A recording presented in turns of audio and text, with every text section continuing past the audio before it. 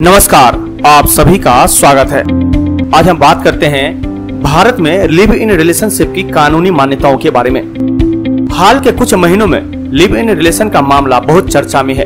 कारण दो मामले जिसमें कोर्ट ने लिव इन रिलेशन में रह रहे दो कपल को कानूनी सुरक्षा देने से मना कर दिया था। हालिया मामला इलाहाबाद हाई कोर्ट का है, जिसमें कोर्ट ने यह कहा है कि हम लिव इन रिलेशन के खिलाफ नहीं है, लेकिन अगर एक शादीशुदा व्यक्ति लिव इन रिलेशन में रह रहे हैं और उसके बाद सुरक्षा की मांग करे तो उसे कैसे स्वीकार किया जा सकता है, क्योंकि यह समाज में अवैधता को बढ़ाता है। तो अभी तक आपने इस चैनल को सब्सक्राइब नहीं किया तो अभी कर ले, और हाँ, घंटी के बटन को अवश्य दबाएं ताकि अगली वीडियो की जानकारी आप तक आसानी से पहुंच सके। दूसरा मामला हरियाणा का था, जहां एक दंपति ने शादी से पहले लिव इन रिलेशनशिप में रहने पर सुरक्षा की गुहार लगाई थी।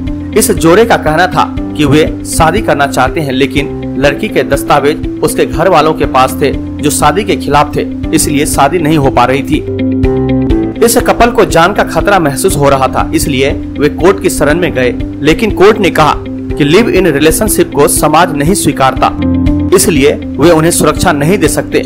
ऐसे में सवाल यह है कि लिव इन रिलेशनशिप को जब सुप्रीम कोर्ट ने मान्यता दी है तो फिर हाई कोर्ट कैसे इससे इनकार कर सकते हैं।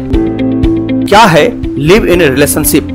लिव इन रिलेशनशिप पाश्चात्य संस्कृति से आई है और वहाँ के लिए आम बात है, लेकिन भारतीय सभ्यता में बिना शादी के एक स्त्री पुरुष के साथ रहने को स्वीकार नहीं किया जाता था, लेकिन बदलते जीवन शैली में इसे भारत में भी अपनाया जाने लगा। क्योंकि आज लिव इन रिलेशनशिप में रहना बड़े शहरों में आम हो चुका है, इसलिए सुप्रीम कोर्ट ने इसे कानूनी वैध करार दिया है। क्योंकि लिव इन को लेकर भारतीय संसद ने कोई कानून पारित नहीं किया है, इसलिए सुप्रीम कोर्ट का आदेश ही इस मामले में कानून की तरह काम करता है और सुप्रीम कोर्ट लिव इन को पूरी तरह वैध मानता है। लिव इन रिलेशन कब होगा वैध?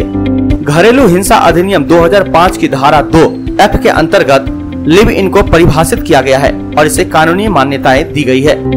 पहला, लिव इन रिलेशन के लिए एक कपल का साथ रहना जरूरी है कि उन्हें पति पत्नी की तरह एक साथ रहना होगा। हालांकि इसके लिए कोई समय सीमा निर्धारित नहीं है, लेकिन उनका लगातार साथ रहना जरूरी है।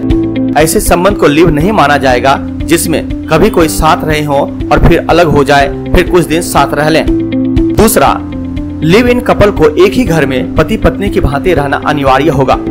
तीसरा, उन्हें एक ही घर के सामानों का उपयोग संयुक्त रूप से करना होगा। चौथा, लिव इन साथी को पति पत्नी की भांति घर के कामों में एक दूसरे की सहायता करनी होगी। पांचवा, लिव इन में रह रहे कपल के लिए यह जरूरी होगा कि अगर उनके बच्चे हों तो उन्हें भरपूर प्रेम और स्नेह दें तथा उनकी उचित परवरिश करें। छठा, समाज को इस बात की जानकारी होनी चाहिए कि कपल लिव इन रिलेशन में रह रहे हैं, क्योंकि वैध संबंध है, इसलिए इसकी जानकारी दी जानी चाहिए। सातवां, लिव इन रिलेशन में रहने वालों का वयस्क होना बहुत जरूरी है। अगर कपल वयस्क नहीं हुआ तो संबंध वैध नहीं माना जाएगा। आठवां, लिव इन रिलेशन की सबसे महत्वपूर्ण शर्त यह है कि दोनों व्यक्ति का पहले से कोई पति या पत्नी नहीं होना चाहिए। अगर कोई व्यक्ति पूर्व में पति या पत्नी के रहते हुए किसी और के साथ लिव इन रिलेशन बनाता है तो वह अवैध माना जाएगा। लिव इन में रह रही महिला पक्षकार को भरण पोषण का अधिकार। लिव इन में रह रही महिला को अपने साथी पुरुष से भरण पोषण की मांग करने का अधिकार है। कोर्ट ने स्पष्ट किया है कि यह कहकर महिला को भरण पोषण के अधिकार से वंचित नहीं किया जा सकता है कि उन्होंने कानूनी शादी नहीं की है।